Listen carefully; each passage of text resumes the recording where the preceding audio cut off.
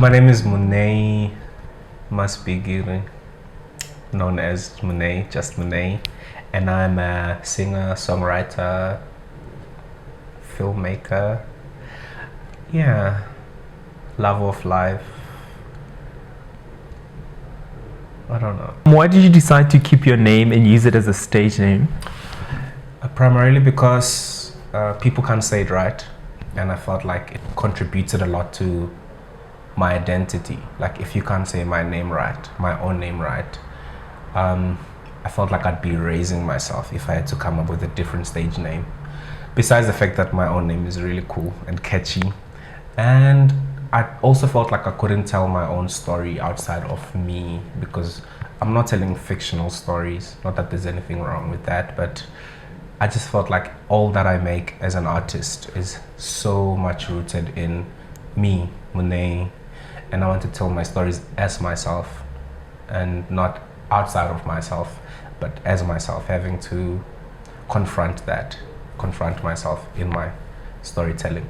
Primarily, what seems to come up in terms of storytelling? What theme do you see? Just my grandmother. I was raised by my grandmother, and I always end up singing about her even when it's not about her. So pretty much the way I'm socialized is because of her. How I see the world is because of her, more now than ever before. So I sing about hard work, the values she instilled in me: hard work, dedication, patience, love, and just sort of accepting difference, because my grandmother is very tolerant as a human being. She accepts all people in all their differences. So pretty much those are the themes that come through in my storytelling. What shaped your decision to get into performance art space, especially music? I think, and it probably sounds like another one of those, art chose me. But I do believe art chose me in a way. Like it happened to me more than I went seeking for it. Because I don't think I closed my eyes and imagined myself a superstar. I've always wanted to be like a mad scientist, coming up with the cure for whatever deadly disease there is out there. And somewhat over time, I found myself singing, and I found myself wanting to tell stories. And then I had to make the conscious decision to pursue that and make it my life. So I think it just happened. It's one of those where if you're called to do something, and you, follow the process, or you let life happen to you, then you end up doing that. So that's what happened to me pretty much. And I want to fully understand how and why you ended up here working as a musician, right? Mm-hmm. What led you to this job, air quotes, and what were you doing before you committed to your creative talent business? Before this tough job of being a musician, I was studying film. So I studied film at UJ, graduated 2018. Spent the first month or two, 2019, just drinking my life away and figuring out what I wanted. Then I got a job in March at a communications and events company in Rosebank. I did that for a month. It was fun, exercised all my film skills, and I sort of realized that I can always do that, and there's always going to be room for that. But I always wondered, like, what if I was pursuing my dreams, and my dream is to tell my stories the way I want to tell them, to sing the things I care about, to sing in a language I understand the most. So I left my job, all that security, and since April 2019 up to now, I've been doing music full time. You mentioned that you wanted to sing in the language that you understand the most. Mm-hmm. Do you find it a bit weird when people question the fact that you sing primarily in your home language, which is Venda? I do, but then I understand. My understanding I always associate it with ignorance. I'm like, well, the whole world is ignorant where minority people are concerned, or where marginalized groups are concerned. People are ignorant where trans people are concerned, where gay people are concerned, people of color. So living in a country where I'm a minority, No one understands my language except all 3 million of us. There's not enough TV content, not enough radio content, print, etc. I've always sort of understood that in a space I will have to conform, and if I don't conform, people will question why I'm not conforming. But I'm not fazed by it, and I think whatever informed me to sort of sing in my home language has, like, it gives me peace. So when the questions do come, I don't know. I ask them like why they don't question their favorite musicians. Like, why don't you ask so and so why they don't sing in English? You know? And I think that sort of lets them get what I mean. So I'm unbothered, really. Primarily, your grandmother has been a strong sense of support system from your family side. Do you have any other key mentors or people who deeply influence who you are, what you believe in, and what you committed to in your work and life? It's more absence than it is present people. It's just my grandmother. I think because out of all my family members or people close to me, she's never questioned what I do. She's always just said, is this what you want to do? And I said, yes. And she said, okay, do you think it's gonna work? And I said, yeah, if I do this, it's gonna work. And then she's like, okay, go do it. And then show me the results. So she's the only person who sort of believed in me. Other influences are not people I know personally. It's sort of people I grew up listening to, or people I grew up watching and assuming that I understood their story. But outside of that, it's just my grandmother. Like, I don't have a strong enough support system, or I didn't have a strong enough support system growing up for me to say this person shaped how I see the world outside of my granny. The people that you didn't have a direct connection to, the people that you just knew of, are there people that you would like to name, or it's just, are there any names that comes to mind? There are names like, well, I grew up listening to Simpiwe Dana, Thandi Somazwai, Zama Jome, well, John Legend. I mean, it's far-fetched, but I did grow up listening to John Legend. Sade, Miriam Makeba, all these people who are like in your face, and they were doing such amazing work. And you know, Matuba Madima, people that are like whose music I listened to, and I thought, like, how did you get here? How did you get to this point in time where you can articulate your feelings so well? You can just express yourself, and I don't know what you're going through, but I sort of feel it too. That sort of informed as I grew up, I guess, and as I wanted to do more art, that I actually want to be like those people. I want to say something, even in language that no one understands, and then have them understand my feelings. In the music space, what are some of the pain points of trying to work at a slower pace, given that everything happens so quickly and on a global scale? I don't know. I think it's important to be patient with your craft. You know, I don't know if I'm answering correctly, but it's important to know that if you're doing nothing, no one knows that you're doing nothing. If you're doing something, like, no one knows you're doing something unless you let the world know. But the danger there is, if you half bake your product, people will tell. And even if the world is moving so fast, if you don't give the world your art or a part of yourself, the world will not stop moving. It's always going to move. Like, the world was going so fast before I was born, and it's going to go so fast after I leave.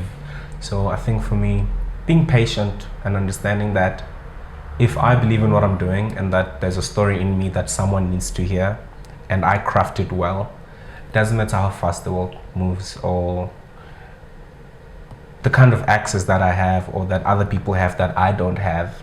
If that story is worth something, then someone will hear it. What would you say is the one problem, be it socio-political, cultural, economic, you intend to solve with your work that you can think of right now? I'm trying to find the one word, you know, the collective noun. Let me think for a bit. Prejudice.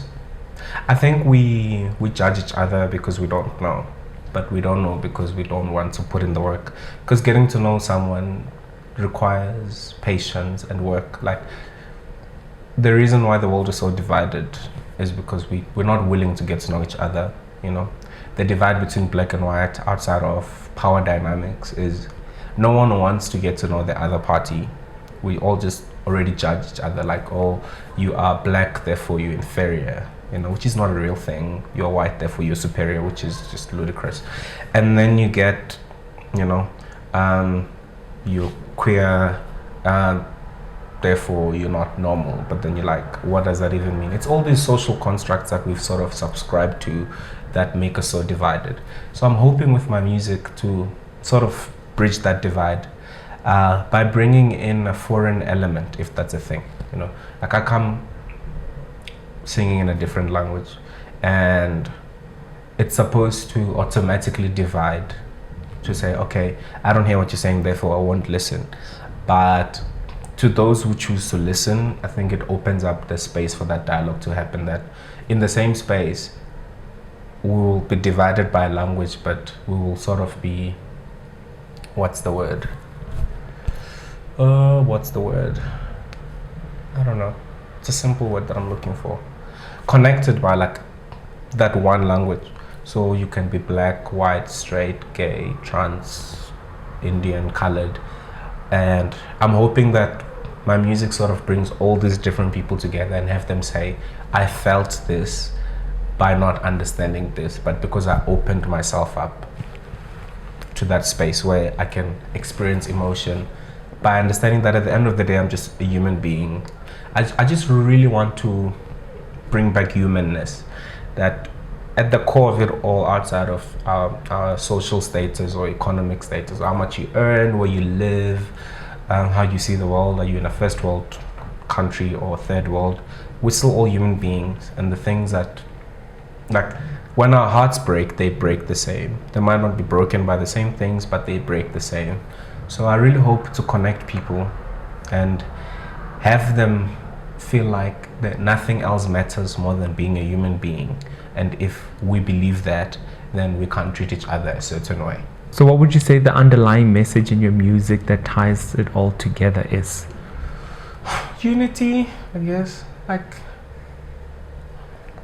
unity through tragedy. I don't know. I think life is full of a lot of tragic. Like, life is one big tragedy. It's like, I can't believe this is happening. There's a virus killing like people, and like, what? That's tragic. But somehow we all,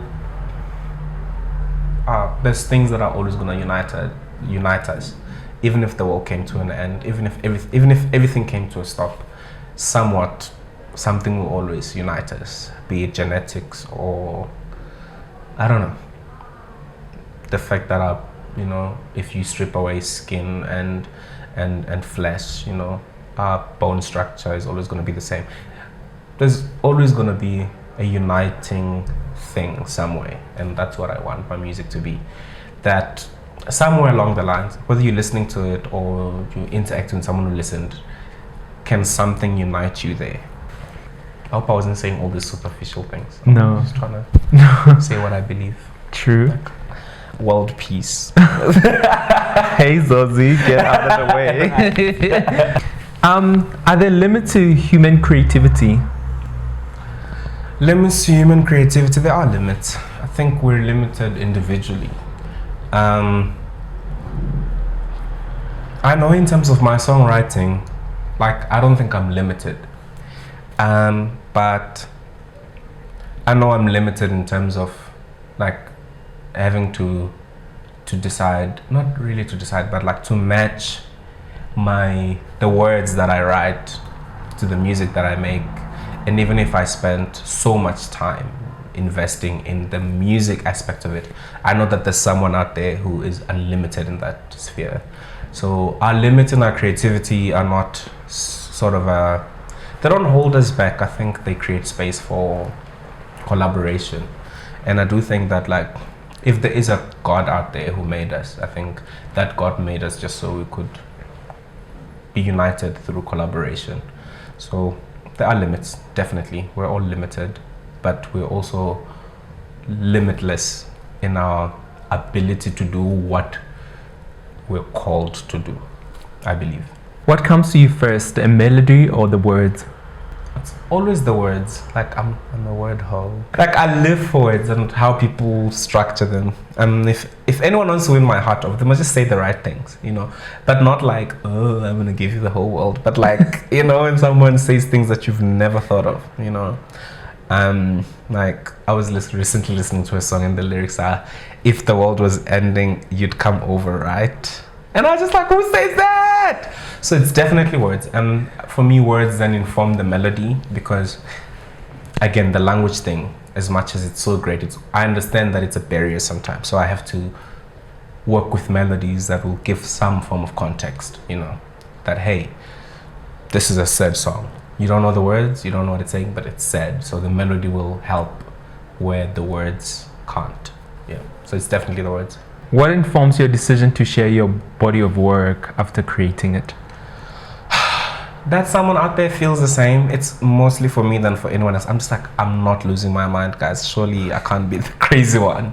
So like, if I feel like before our world changed, before people came to our continent and sort of like took away our dignity and all of that, like I've always imagined that we lived in a perfect world where we could all love each other regardless of sexual orientation. Like we didn't have all these labels, but people loved each other. So if I write like that, you know, and I sing it out to someone and they're like, oh my gosh, I feel the same way too, then it sort of makes me feel like, okay, I'm not crazy. It's just for me to feel like I'm not crazy, and also to share experiences with other people and have them say, well, I've experienced this, but in a different way. Have you ever came up with a piece of work so good, it became so sacred to you that you decided not to share it with the world? I don't know if I'm narcissistic like that. Like, I wouldn't know, you know. I think for me, when I create, it's like, oh, this is happening.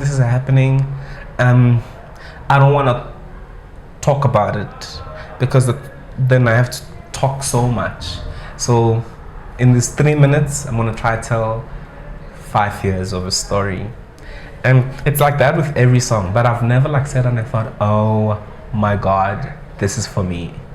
Yeah, no, maybe one day. I don't know. I don't know if it's because I haven't created such a great body of work, or if it's just that I feel like I feel the same about all my music, all my songs, or whatever it is, a story I write or a poem, or I feel the same. And then people react differently. The songs that people are more like reactive and receptive to, and there's some where, you know, people are just like, okay, no. And I'm just like, listen, I'd die for this. So yeah, everything out there. Do you separate Muneyi, the being, from the artist and the business, because they're all essentially rooted from one? I have to. I think Muneyi, the business, is cutthroat, and I think it's hard for people to believe that.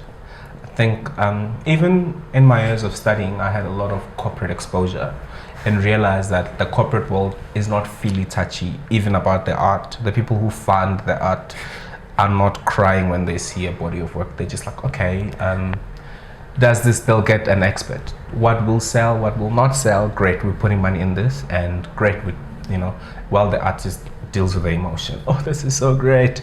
And Muneyi, the social person, can be very hard to deal with. Like, I personally don't enjoy being around people. Like, I love the idea of people, but I don't want to be around anyone. But I understand that my work requires me to be around people, and I can't just, if someone says, hey Muneyi, I can't just, oh, sorry, not today.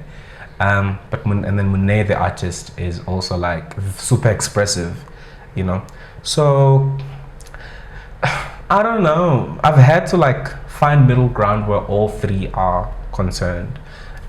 In that people will also, or have started creating ideas about like what I am, who I am, and I'll post something really like Muneyi, the person, that's very much me, and people will react to it like, why would Muneyi, the artist, say that? Aren't you supposed to be this deep human being? And I'm like, in my depth, I really am craving rounds, you know, for lack of a better example. And I'm writing it because that's my, that's what I'm going through right now. But people always expect me to be this all-knowing, very deep. I must just look at a person and tell them their whole life story, which is not the case. And I think in business, people expect me to know nothing, to just be emotional about stuff. And I'm not, and I walk in there and I'm just like, no, I don't want to do this. I don't think this works. And then people are like, oh, but you're an artist. Isn't this what you want? I'm like, no, I don't want that. So it's more confusing for others than it is for me. In my head, I've got it all figured out that, hey, you're the same person, but you have to wear different shoes in different spaces. Doesn't make you fake. I just have to be right for whatever moment I'm in. I always say that authenticity, you authentic to whatever situation you are placed in. Yeah, at that moment. Yeah. Like I can't have freedom as an artist in a boardroom, If we have to talk about, okay, Muneyi, we're giving you this much money, go make music or go record 2 songs. There's so many things that are going to inform that decision, because it's not funded by me, it's funded by them. Well, which of my songs should I put out? How should the visuals be? Not that it takes away from my own or what I'm creating, it's just, okay, I have so many things to consider now. Can I tweet this, if brands are going to work with me? If I don't tweet it, doesn't mean I'm not being true to myself, sort of thing. So it's an ongoing struggle, but it's also a thing of I'm aware that the world will also have their own Muneyi in their heads, and it's fine. Having said that, have you ever been put in compromising situations, and how did you learn to deal with them? Yeah, I'm always in hectic, compromising situations. Like, it's so weird. People don't expect me to be confrontational when I'm unhappy. I think they expect me to break down because Muneyi, the person, like, cries about everything. But if I'm in a workspace, if I'm backstage and the sound guy doesn't want to mic my guitar a certain way, I think people expect me to break down. And when I call someone out, it's like, I don't know. It's never like controversially compromising, but it's these little things where people do something assuming it's in my character, but it's not. And I have to do the hard work of putting it correctly. Like, guys, actually, no, this is not it. This is not my vibe. This is not what I'm about. But also for me, the biggest lesson is coming in learning that I can't correct every moment, even when I'm compromised. Like, sometimes it's just cringy, but for that moment, but it's fine. Like, this is a very hectic moment I'm in right now, but whatever. And when performing live, do you prefer an audience that quietly enjoys your presentation, or you want a maximum audience participation, sing-alongs? I want a mixture of both. Some people, even myself as an audience member, there's moments where I really want to sing along, but there's also moments where I really want to be ministered to, church kid. So for those who've been to my, one of my shows or performances, they know that, like, I like to sing with my audience. Like, let's all sing together, let's pray together. Like, certain songs are songs of loneliness or this, so then we'll sing together. It sort of makes the experience wholesome. And then there's songs where, like, I would rather people just listen. So it's a mixture. It's not like, okay, let's go there and rock it out, or let's just get there and it's a memorial service. So it's always a mixture of, okay, cool, today we're actually gonna, for this song, we're all singing together, singing to one another. And for the next song, I'm singing to you. And for this part of the song, please sing to me. Yeah, I want to make it about everyone in the room. It shouldn't be a give and take. It should be a two-way street. Yeah, I believe. You refer to yourself as a church kid. How do you think a religious or spiritual institution like a church comes up in your work as an artist? Tricky. I think church specifically, I think the charismatic church is very much centered in expression, and the old conservative church is centered in doctrine. And I didn't grow up in the church. I just made a conscious decision to like be part of the church at some point in my life. And I had to choose between the conservative and the charismatic. And I realized that like both worlds are so great. So the conservative informs more of my wording, you know, because the Bible is one big poem of things we like and dislike and understand and don't understand. But it's beautifully written. If you look at it outside of what it means and you just look at how certain things are written, you know, for God so loved the world that he gave his only begotten son. Outside of the implications, I do think it's a beautifully written sentence. And as a songwriter, I like well-written things. And the expression of God's love through the charismatic church is always like, you know, we're all there, we sing, we cry, we dance, all of that. So church sort of informs also my performances and how the Bible is, you know, a full story with a beginning, middle, and end. You know, the world is created, then there's turmoil, which is part B, then Jesus comes and saves everyone, part C. And I always want my performances to be a full story. Like, this is what happened in the beginning, in the middle, and in the end. So, yeah, and the world is informed by religion, whether we like it or not, depending on where you are in the world. And religion is pretty much all the same, with slight differences. So, can't run away from it. So, yeah. That was so nice. I almost screamed hallelujah. We're all informed by religion. No, there's always a savior, turmoil. It's literally all the same. Cultural radar. What do you think is moving the needle and hitting the cultural nerve right now? I think people are authentically doing what they know without subscribing to European standards. So I think before this time, I think a lot of art was more of how do the Europeans view Africa? Let's sell them that. I'm realizing specifically in the music scene that people are more unapologetic about doing what they know, what they love, and how they know it. So if it's an artist singing in their home language, it's not just, I'm going to put it in your face. It's a thing of, okay, I want to say this in my home language because I only know how to say it like this. And why should I figure out how to say it in another way? So I'm realizing that's also informing how we dress, you know. We're not just like wearing random head wraps and like, yeah. So, I mean, I'm not big on culture and pop culture, but at the same time I'm exposed to the world and I live in the real world and I see what happens. So I do feel like culturally we're moving in a space where it's like the futuristic Africa that we're living in, where we don't have to explain it to other people, but it makes sense to us, and we also don't feel like we're detached from our roots and who we are. I don't know if I'm explaining it properly, but at least for me personally and those I see around me, you know, I'm able to identify who they are and sort of figure out how they were raised, where they were raised, just by how they speak or how they dress, without feeling like it's exaggerated. There's a sort of I'm chilling in who I am moment where, you know, I can wear a suit today and I can wear my whatever it is traditional tomorrow without feeling like the two worlds are not me. So yeah, I feel like the world is slowly going, as well, this world that I live in, Africa, South Africa, yeah, we're being very true to ourselves, unapologetically so. Yeah. How do you define success for yourself?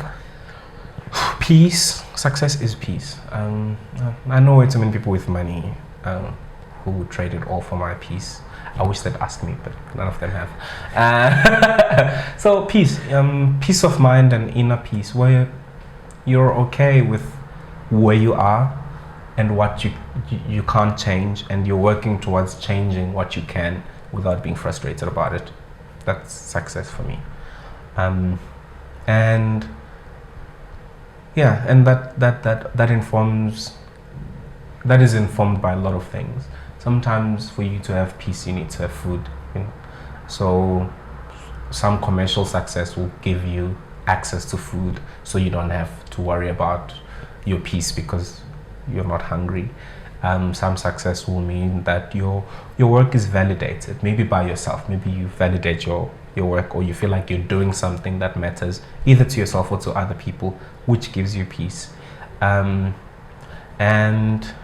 sometimes it's just your headspace, being healthy mentally and emotionally, and that if you attain success there, then you're at peace.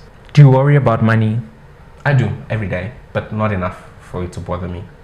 I'm always like, oh my God, I need to I need to host a gig, and I want to play with Keke, I want to play with Jeff, but their rates are so high, and I'm not going to ask them to bring them down because I don't believe in that. So I need to get this money somewhere, but it's never a thing of money.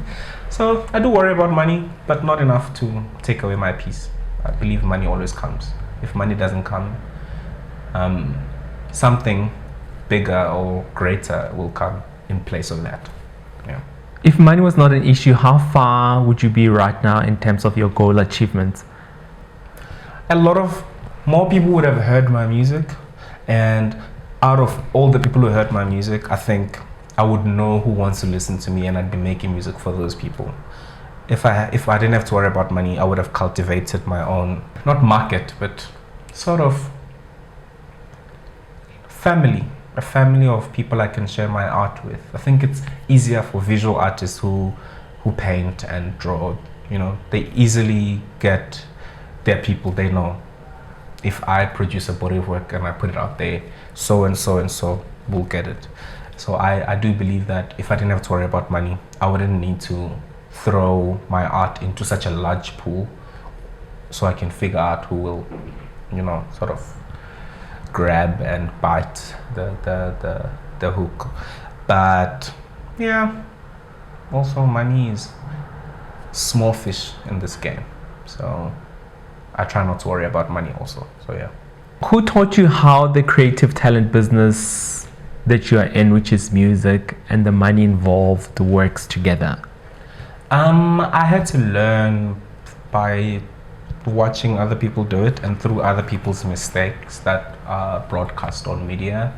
I have musician friends that I met before I started doing this professionally, and they had made some mistakes and would talk about it as friends, and I learned from that. And I also intentionally read up on music business, and I guess the art business in this country, because it's not so much of a big industry in terms of financially, we're not making billions and billions year in and out, and it's small enough such that things overlap. So if you learn about the film business, and you go learn about the music business, you do realize that certain things are the same. You need certain rights to do certain things, you need this to do that. So I educated myself, also understanding that, I didn't grow up seeing people like me. I only know Maduba Madima, that I grew up listening to, who sang in my language and was on mainstream television. Even then, it was not enough for me to say, these people resonate with me because they speak my language. So feeling othered, I had to go learn, this is the music industry, I need to know. There's royalties, what are those? Mechanical, whatever royalties. There's, what happens if I want to sing someone else's song? I have to, all of those things. So I sort of had to self-educate and learn on the music business in South Africa specifically by myself, so that I don't get screwed over, so that we don't have another story where someone finds you and they give you a certain amount of money that you haven't seen before in a month, and because you're so excited, a year later you realize actually that was a big mistake. What do you know now that you didn't know then that you wish somebody told you? That, the songs that I write when I'm heartbroken heal other people. It's so hard to believe. It sounds like such a, I don't know if people can say that about themselves, hey, by the way, I'm Muneyi and I'm gonna sing your song and you're gonna be healed. It sounds terrible, but the response when I sing and afterwards people say, hey, that really healed me, it's mind-blowing, usually because I write from a very broken space where healing is the last thing on my mind because it seems so far-fetched. And someone comes to you and says, hey, that made me feel better. Yeah, it's hard to believe. What has been the lesson that took you the longest to learn? That access is greater than talent. Yeah, like I know so many, right now in my life, I'm exposed to a lot of talented people whose talents blow my mind, but they don't have the kind of access that matches their talent. Else, the whole world would know about them. It took a while. I always assumed that, hey, if you're talented, everything's gonna work together and you're just gonna blow up. And it actually does not work like that, like at all. Like, so nobody should be fooled out there. It's hard work and being at the right place at the right time and believing in yourself and believing in a greater force, knowing that if you're meant to do this and you believe in it so much, something will happen, but your talent enough is not going to take you anywhere. It's like that old saying that you can be a workhorse that produces really incredible shit, but money gets you there faster. Yeah, money is the access. It's a form of access. Yeah, it's a form of access, because if you have money, then you have influence, you have power, people who also have the same. So people who don't have talent but have access will make it more than those who don't, which is a sad thing, but it's reality. Yeah. What is your daily prayer? My daily prayer, dear God, it's always different. It's not the same. But every day I pray for peace within myself, and I just pray to remain patient. I pray for patience. To be patient with myself and others, and I pray I pray for not validation, but just for assurance that I really have to do this, and that it matters in the greater scheme of things, that it's not just I don't know what to call it, but I'm not going through a moment where I want to feed my ego. I pray that it's more about my passion and my calling than it is my ego wanting to be fed. Is love a feeling or a choice? Love is a choice. You can't feel it. Feelings change all the time. You choose. Love is a collection of choices. You choose to allow yourself to feel, and when you've allowed yourself when you've made that choice, you choose how to treat someone, or you choose how to treat yourself based on that choice. You choose, it's all these choices that you have to make in real time, consciously and subconsciously. So it's just choices. Feelings, no, that's something else. I don't know what, but it's not love. Yeah. So, okay, how do you know that you're truly loved? When people say things that I've said that I didn't think were important, like when people say them back to me, I'm only like, you heard that. Being heard is how I know that I'm loved. Or when people are so sure that they know me, that they're willing to make decisions on my behalf, then I feel really loved, because they trust me, they trust my presence enough and its consistency enough to want to put their lives on the line for me. I could wake up tomorrow and change my mind about everything, but someone goes out of their way to make choices based on how they know me. That's when I know that I'm loved. When someone wakes up and they rock up at my show, which I could have changed my mind about, and they're there and they sit there and they believe that whatever I'm going to give out is worthy of their time. That's when I know I'm loved. Even in non-performative spaces, even when someone leaves their home and comes and sits with me, with the knowledge that I don't want to be with people, with the knowledge that I don't find myself interesting, or I don't think I have much to offer relationally, and they still choose to be there. That's when I know I'm loved. Is love a language for you that you best prefer verbally communicated to you, or you can feel it? when you're around it? I know when I'm in an uncomfortable space. I know what I don't want or how I don't want to be loved. Yeah, the verbal stuff does get to me sometimes. But I've realized that those who express love to me verbally also equally show me. They don't just say, "Oh, Muneyi, I love you." It's usually, "Hey, friend, I love you," and I thought, I don't know. It's always a good balance. Those who just say it, it's whatever. But I believe those who say it and show it, because I'm also the same. By what standards do you judge yourself? Whew. I use myself as a measure. So from the Bible, there's a verse that says, "Love your neighbor as you love yourself." And that's pretty much my standard. And since love is a choice, I always believe that the choices that I'm going to make where other people are concerned, that is the standard I judge myself. Am I being kind to others? If I'm not being kind to others, then am I being kind to myself? You can't give what you don't have. And also, technically, I do judge myself against certain standards. Like 3 months ago, I was a different songwriter than I am today. On a technical level, that's a whole standard that I'll look back at my old work and my new work and think, you haven't made progress, you need to do better.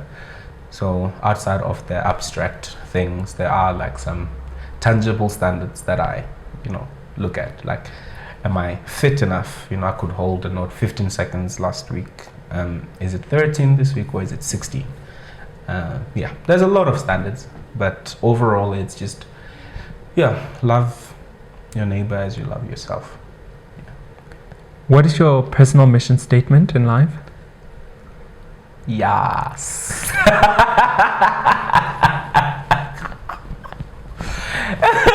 That is it. Love it. It's I just wake up and I'm like, yes, I'm alive. So yes to everything.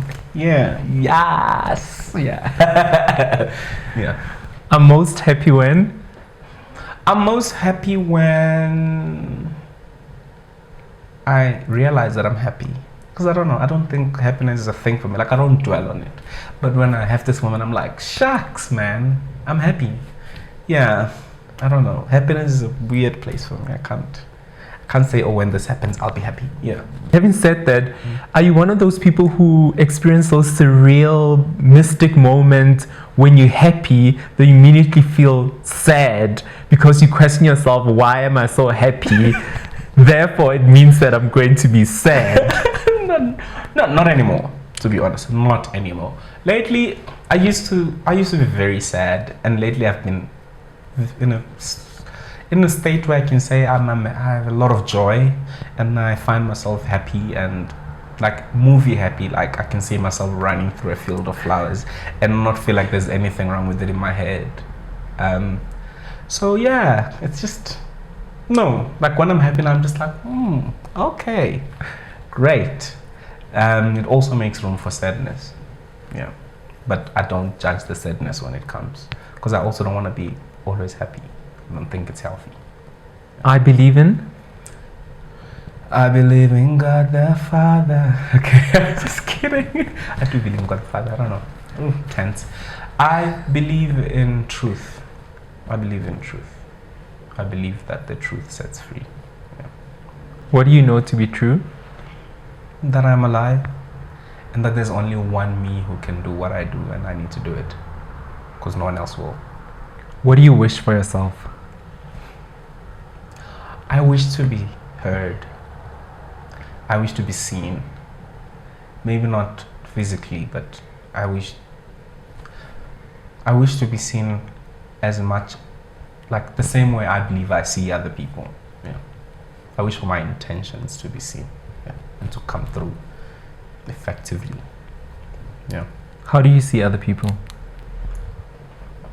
There's no collective for it. It's just when I encounter a person, I try hard to see them as they are. Sometimes not as they see themselves, but as they are. My best friend said something to me recently. I told him that I woke up from a nap and I was going out with friends when I was in Cape Town. And before I left, I just felt this urge to pray. And I prayed and I prayed, and I had so much peace. And I was telling him how it made me feel. And he said to me, I feel like you're finally starting to see yourself the way I've always seen you. I didn't know what that meant, but I know how I felt in that moment. And to feel like someone sees you before you get there is how I try to see other people when they don't believe in themselves. And I'm just like, how do you not see what I see in you? That's how I see people. Beautiful. I think we'll end it on that note. Thank you. Stunning. I'm having to say all these things I've never had to say out loud. It's all in my head. Interesting.